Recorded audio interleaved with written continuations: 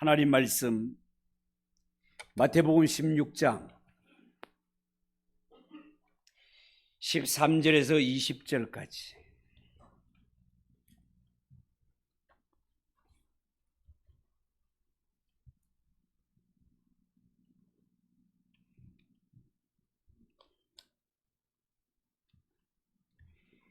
마태복음 16장 13절에서 20절입니다. 차 있으면 우리 한 절씩 교독하겠습니다. 예수께서 빌립보 가이사랴 지방에 이르러 제자들에게 물어 이르시되 사람들이 인자를 누구라 하느냐?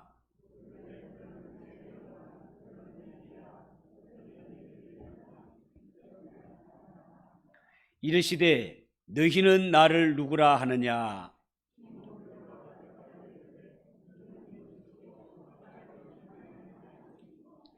예수께서 대답하여 이르시되 바요나 시몬아 네가 복이 있도다. 이를 내게 알게 하니는 혈육이 아니요 하늘에 계신 내 아버지시니라.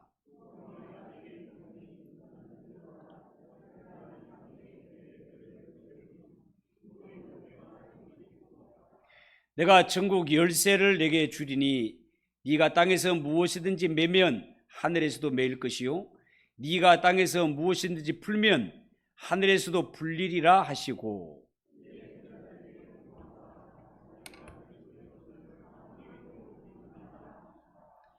아멘. 자, 오늘 읽은 이 말씀을 가지고 이 밤에는 사도신경에 대해서 네 번째 시간을 가도록 하겠습니다. 오늘부터는 사도신경에서 중심부에 해당하는 예수 그리스도에 관한 말씀을 전하려고 합니다. 이 신학자 오스카 쿨만이라는 분이 우리가 신학교에 있을 때도 여러 가지 책들을 읽은 적이 있는데요. 이 오스카 쿨만은 기독교 신앙의 출발점과 중심점은 곧 예수 그리스도에 대한 신앙이라고 고백한 적이 있습니다.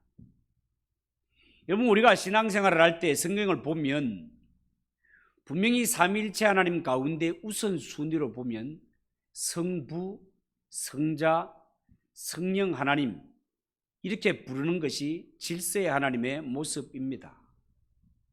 그런데 우리가 신앙의 출발점에 있어서는 항상 예수 그리스도가 먼저 나오는 것을 볼 수 있습니다. 왜냐하면 그 이유를 든다면 예수 그리스도를 통해서 하나님과 성령님에 대한 그 신비의 빛이 드러나게 되고 예수님을 통해서만 성도의 신앙 고백이 가능하기 때문에 그렇습니다.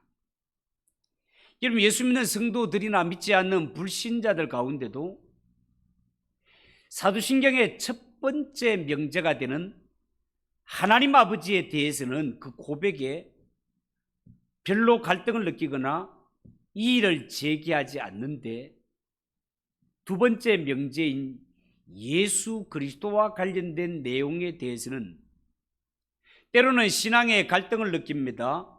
신앙의 걸림돌로 여기는 경우도 없지 않아 있습니다. 그런데 문제는요, 오늘 우리 시대만 그런 것이 아니라 이미 초기의 기독교 시대에도 그러했다는 것입니다.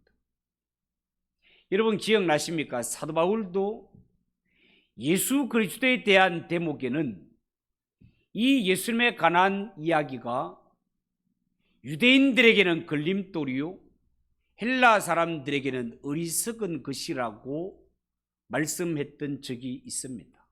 다시 말해서 유대인들이 볼 때는 천지 만물을 지으신 전능하신 하나님 아버지, 하나님 아버지에 대한 신앙은 유대인들에게 전혀 거리낌이 되지 않습니다. 문제가 되지 않습니다. 그런데 하나님을 유일신으로 믿는 유대인들에게는 예수 그리스도가 큰 걸림돌이 되었습니다. 유일신을 믿는 유대인들은 하나님을 믿을 때 숫자 1의 하나님을 믿었는데 예수님께서 오셔서 마치 자기가 하나님인 것처럼 나와 아버지는 하나라 했었고 나를 본 자는 이미 아버지를 봤다 뭐 이런 이야기를 하니까 유대인들이 볼 때 참남하도다가 되는 것입니다. 헬라 사람들에게 있어서는 예수 그리스도의 사건, 예수님이 신성을 가졌다는 것과 여러 가지 일들을 헬라 사람들이 가지고 있는 철학적인 지성에 맞춰 볼 때 도무지 의문이 되고 말되지 않는 이러한 것들이 너무나 많이 보인다 말이죠. 그래서 이 십자가의 도가 이 헬라인들에게는 어리석은 것으로 볼 수가 있었다 그 말입니다. 여러분, 지난날의 역사에서나 오늘날 현실에서 예수 그리스도가 신앙의 걸림돌이나 어리석음이 되는 것은 예수 그리스도에게 무슨 문제가 있어서 그런 것이 아니라 우리 기독교 신앙에서 구원에 대한 이해에 있음에 부족함에서 오는 일이라 그렇게 볼 수 있겠습니다. 여러분, 우리가 사도신경을 엄밀히 말하면 이 사도신경에 기록된 예수 그리스도에 대한 명제는 그렇게 정교한 조직신학적 체계로 이루어진 것이 아닙니다. 다만 이 사도신경을 통해서 예수 그리스도가 누구신지에 대해서 서술적으로 표현하고 있을 뿐입니다.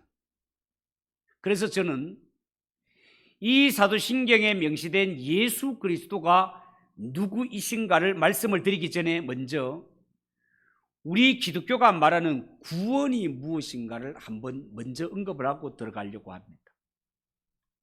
여러분이 일반적으로 생각하는 종교적 구원은요, 심신수양을 통해서 육체적이고 정신적인 속박에서 벗어나서 어떤 경지에 도달하는 것, 그것도 신비한 경지에 도달하는 것, 구원을 그렇게 이해하는 사람들이 있습니다. 구원에 대해서 말씀을 할 때 구원을 이런 차원에서 이해를 하려면요, 구원은 다만 육체 밖에서, 세상 밖에서, 인격 밖에서 일어나는 어떤 한 사건에 불과할 것입니다. 그렇다면 세상 사람들이 이해하는 이러한 구원이 진짜 구원이라면 마치 세상에서 좋은 일 하고 착하게 살면 누구든지 죽어서 좋은 데 갈 것이다. 사람들은 구원을 이야기할 때 그저 그 정도로 이해한다 말이죠. 그렇다면 아마 사람이 이 세상에 살아가면서 금욕적인 삶을 사는 것이 구원을 받음에 있어서 최고로 아름다운 미덕이 될 것입니다. 그렇지만요, 사도신경에서 말하는 구원은 그런 것이 아닙니다. 사도신경에서 말하는 구원은요, 세상, 역사, 인격을 다 포함하고 있습니다. 사도신경에서 말하는 구원은요, 인간 스스로 심신을 수련하고 도를 닦는다고 해서 이루어지는 것이 아닙니다.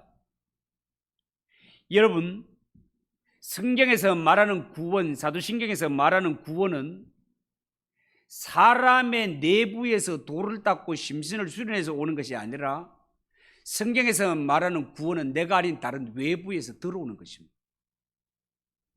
하나님이 선물을 주셔야 되는 사건이다 그 말이에요.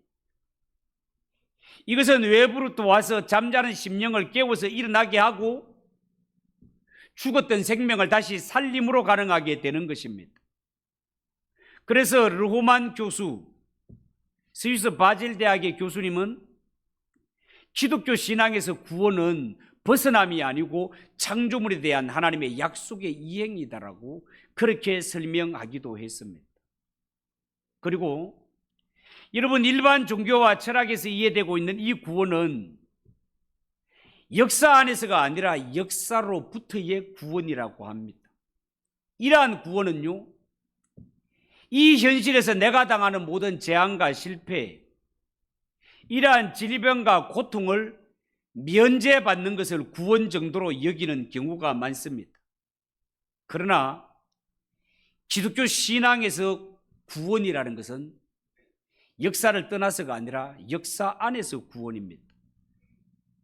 사도신경에서 말하는 하나님은요, 역사의 현실을 멀리 떠나 저 피안의 세계, 현실적으로 존재하지 않는 어떤 현실 밖의 세계, 이런 세계에 숨어 계시는 하나님이 아니십니다. 성경의 하나님은요, 인간들이 살고 있는 이 세상, 역사의 현장 속으로 직접 찾아오시는 하나님이십니다. 시편 11편에 보면 시인이 경험한 현실은 너무나 살기 어려운 상황입니다. 하나님의 거룩한 백성으로 살아감에 있어서 얼마나 많은 핍박과 어려움이 많은지 자기가 처한 상황을 이렇게 설명했습니다.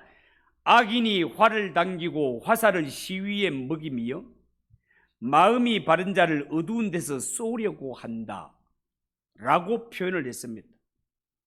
여러분, 이런 상황에 빠져 있는 이 시인을 향해 친구들은 사람들의 눈이 띄지 않는 이러한 깊은 산속으로 도망하라고 말을 합니다. 그러나 시인은 이러한 것들을 다 거절하고 자기는 하나님께 피한다고 말씀하고 있습니다. 이는 현실 도피를 이야기하는 것이 아니라 하나님과 함께 현실의 고난에 직면해서 직접 싸워 나가겠다는 그러한 담대함으로 볼 수 있겠습니다. 여러분, 사도신경의 하나님은요, 무감정의 하나님, 피안의 세상에서 승리하고 들어오시는 이런 하나님 아니십니다. 사도신경에서 고백하는 하나님, 우리가 믿는 하나님은요, 죄와 불법, 악이 득실득실거리는 현실에서 그것과 대면해서 투쟁하시며 승리해 가시는 하나님이십니다. 여러분, 우리 기독교에서 말하는 구원은 절대로 한 사람 한 사람이 고행을 겪으면서 하나님을 찾아 나서는 그런 종교가 아닙니다. 하나님이 직접 개인의 삶에 찾아오시고 역사에 개입하시는, 죄인을 찾아오시는 하나님이심을 성경을 통해 우리는 찾아볼 수 있다, 그 말입니다. 여러분, 우리가 일반 종교를 볼 것 같으면 종교에는 창시자가 있지 않습니까? 예를 들면 불교에는 석가모니가 있습니다. 이슬람에는 마호메트가 있습니다. 이런 자를 가리켜서 우리는 종교의 창시자라고 부릅니다. 이들 종교 창시자들은 그들이 스스로 고행을 겪고 수행을 통해서 마치 자신이 구원의 길을 알아낸 것처럼 자신을 따르는 자들에게 구원에 이르는 길을 안내해 주고 있습니다. 그런 의미에서 사람들은 그들을 종교의 성각자라고 부르기도 합니다. 그러나 우리 기독교 신앙에서 예수 그리스도, 우리가 믿는 예수님은 기독교의 창시자가 아닙니다. 우리가 믿는 예수님은 하나님의 아들이시요, 하나님의 아들이시라면 예수님이 곧 하나님이시라는 말이요, 우리 죄인을 구원하기 위해 역사 안에 들어오시고 찾아오신 예수님, 그분이 바로 우리의 길이요 진리요 생명이시다, 그 말입니다. 그분이 구원에 가는 길을, 구원을 향해 가는 길을 가르쳐 주는 선생 정도가 아니라 예수님이 길이요 진리요 생명이요, 예수님이 곧 구원이시다, 그 말입니다. 그래서 초대교회 사도들은 우리가 잘 아는 대로 사도행전에 보면 그들의 설교에서 사도행전 4장 12절, 다른 이로서는 구원을 받을 수 없나니 천하 인간 가운데 구원을 얻을 만한 다른 이름, 예수 외에 다른 이름을 우리에게 주신 일이 없다라고 담대하게 선포했던 것을 우리는 잘 알고 있습니다. 그리고 이 사도신경의 두 번째 신앙 고백의 명제는 그 외아들 우리 주 예수 그리스도를 내가 믿는다는 고백입니다. 여러분, 그리스도는 헬라 말이고요, 히브리어는 메시아, 기름 부음을 받은 자 혹은 메시아 구세주가 되겠습니다. 여러분, 정말 메시아는 유대 민족이 그렇게 기다리고 사모했던 구세주 아닙니까? 특히 성경에 보면 유대인들이 나라를 빼앗기고 포로 생활을 할 때, 그 고난 가운데 있을 때 이 메시아를 대망하는, 바라고 기대하는 그 마음이 절정에 달했던 것을 우리는 알고 있습니다. 우리가 기다리고 사모하는 메시아, 그분이 오시면 우리가 당하는 현재의 모든 고난을 다 해결해 주고 하나님의 거룩한 백성을 힘들게 하고 부려먹고 있는 이 악당들을 모두 해결해 줄 것이라고 기대하고 있었습니다. 메시아가 오므로 말미암아 새 역사가 시작될 것으로 기대했단 말이죠. 여러분, 신구약 성경에는요, 그리스도를 새 일, 새 역사, 새 삶과 동일시되게 표현을 한 곳이 많습니다. 사도 바울은 그의 서신서에서 예수 그리스도 안이라는 말을 자주자주 사용하는 것을 우리가 익숙히 들어 알고 있습니다. 대표적인 예를 든다면 누구든지 그리스도 안에 있으면 새로운 피조물이라. 그리스도 안에 있는 자가 새로운 피조물이요? 그리스도 안의 삶, 그리스도 안에 있는 존재, 이러한 표현이 모두가 동일하게 사용된 표현이 되겠습니다.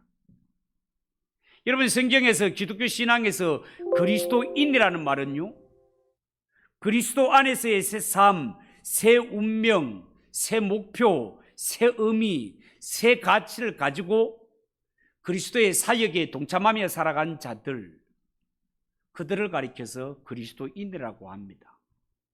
그리고 예수, 여러분, 예수라는 이름을 한번 살펴보십시오. 여러분, 예수라는 이름은요, 신구약 성경을 통틀어서 유일하게 예수님에게만 붙여진 이름 아닙니다.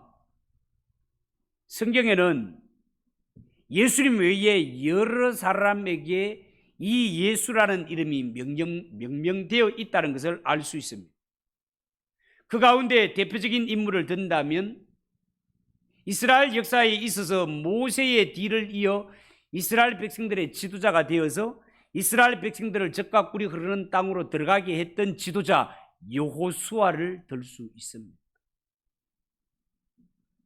예수는 히브리 말로 하면 여호수아와 동일한 말이 되겠습니다. 둘 다 구원자라는 뜻을 가지고 있습니다. 여러분, 성경에는 이름이 매우 중요하지 않습니까?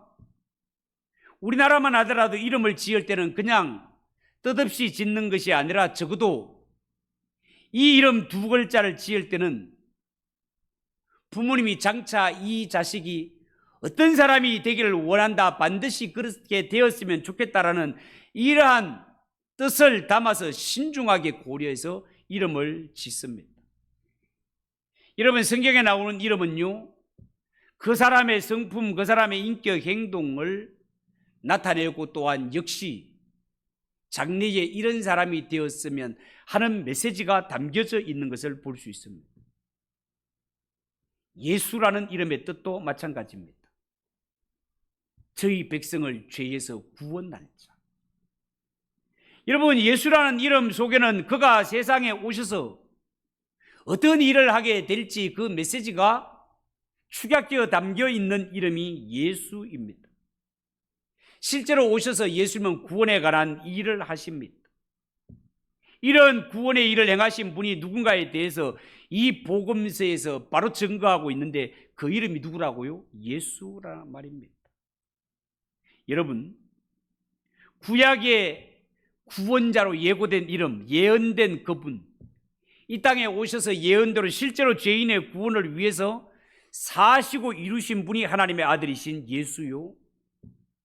예수는 그 이름 자체, 그의 삶 자체가 구원이라는 것을 우리가 알 수 있습니다. 그 하나님이 예수라는 이름으로 이 땅의 죄인을 구원하기 위하여서 하나님이 직접 찾아오시는데, 이 죄인을 구원하기 위해 하나님이 직접 찾아오신 그분이 바로 예수님이시다, 그 말입니다. 그 다음은 주라는 말입니다. 주. 여러분, 이 주라는 말은 신약 성경에도 무려 600번 이상이 나온다고 합니다. 예수님의 아주 보편적인 명칭이 되겠습니다. 여기에 주라는 말은 주인이라는 말입니다. 소유주라는 뜻입니다. 사도신경에서 예수 그리스도는 우리의 주, 우리의 주인이라고 고백을 합니다.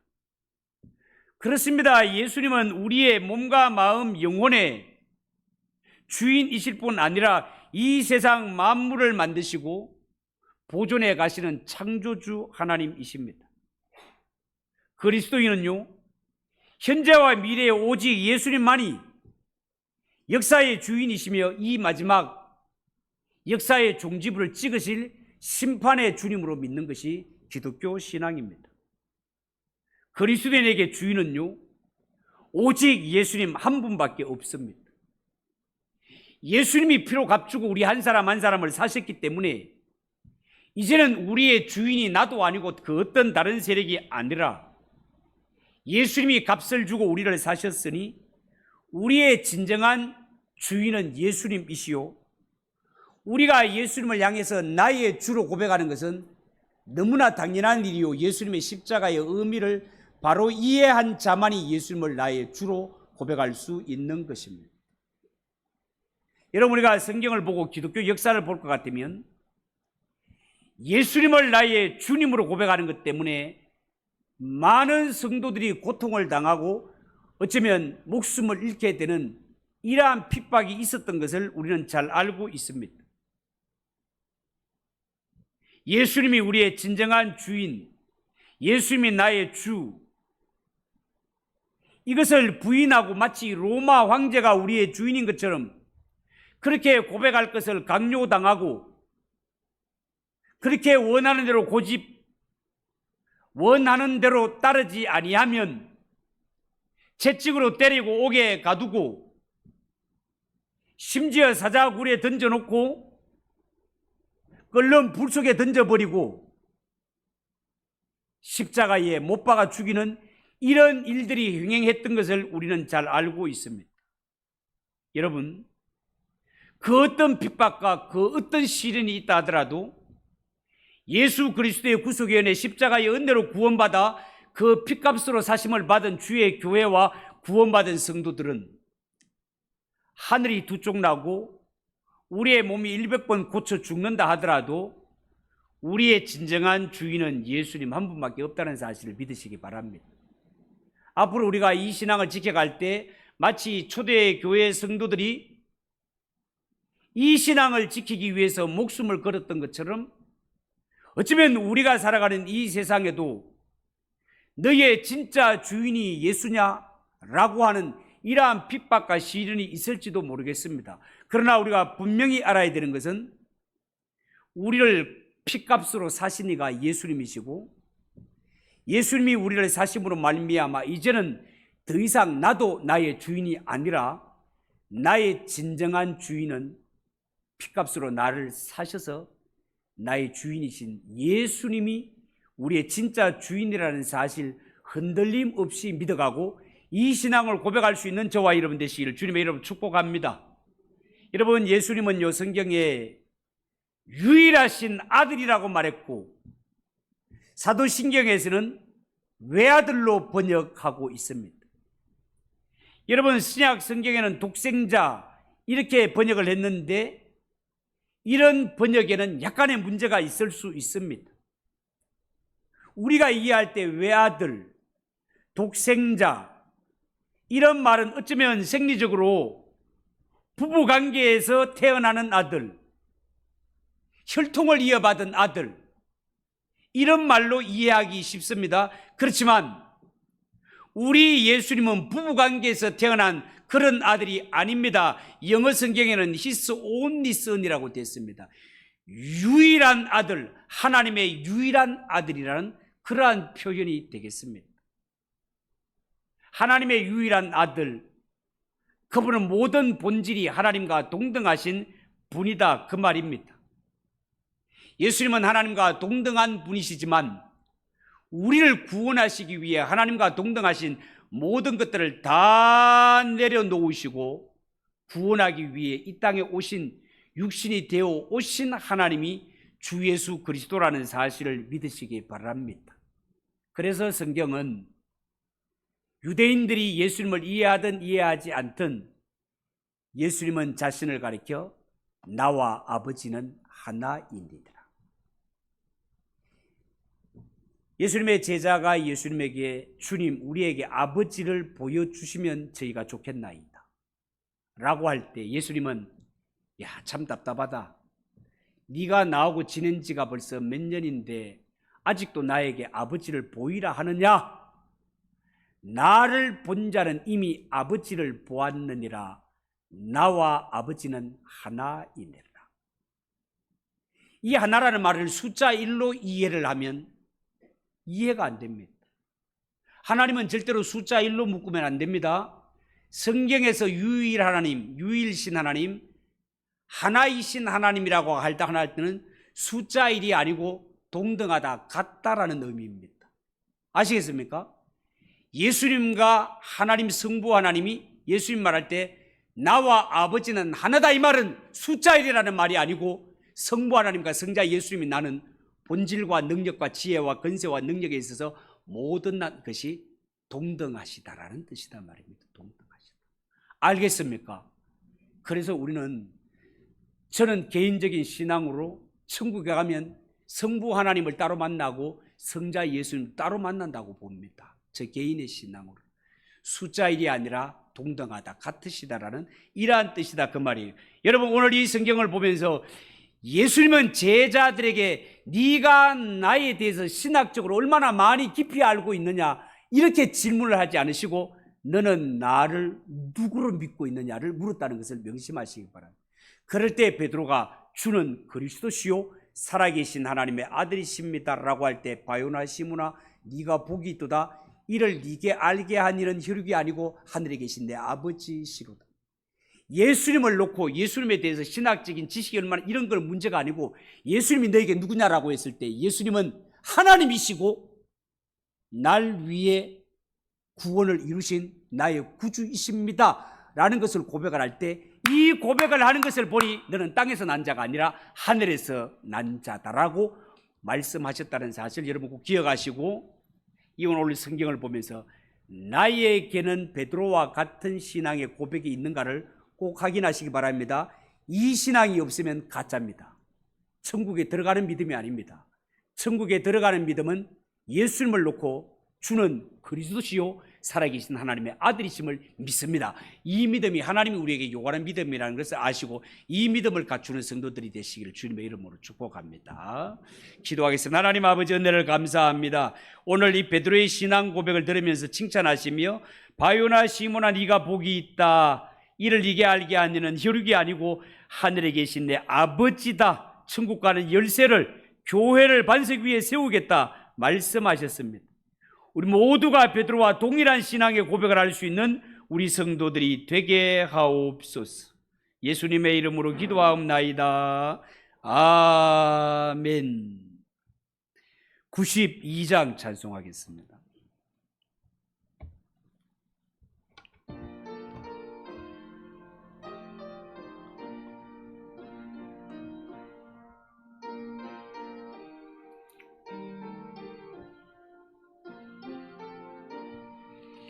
위에 계신 나의 친구 그의 사랑 지극하다.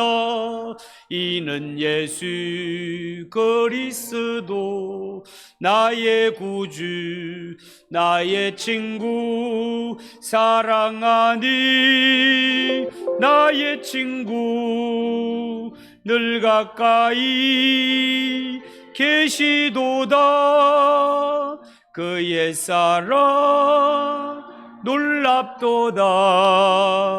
변함없는 나의 친구